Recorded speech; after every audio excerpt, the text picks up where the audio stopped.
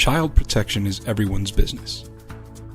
Every SOS coworker and everyone who is in contact with participants in the SOS program has the responsibility to protect children from all forms of abuse, whether it is physical, sexual, emotional abuse, and violation of children's privacy, neglect, and exploitation.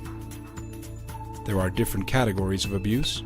The four main categories in our child protection policy are: physical abuse, actual or potential physical harm caused by an action or lack of action, which is reasonably within the control of the parent or person in a position of responsibility, power, or trust. The incidents may be single or repeated. Physical abuse may involve hitting, spanking, shaking, throwing, poisoning, burning or scalding, drowning, and suffocating. It can also mean causing physical harm to a child by fabricating the symptoms of or deliberately causing ill health to a child. Incidents may be single or repeated. Sexual abuse.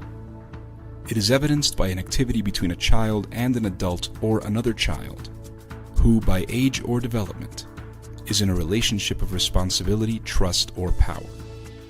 The activity being intended to gratify or satisfy the needs of the other person. The activities may involve physical contact and penetrative or non-penetrative acts. This may also include involving children in looking at or in the production of pornographic material, or encouraging children to behave in sexually inappropriate ways. Neglect and negligent treatment.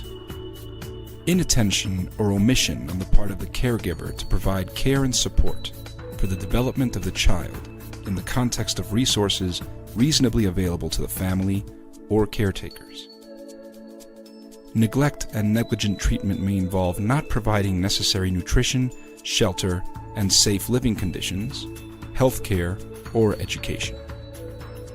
Emotional abuse.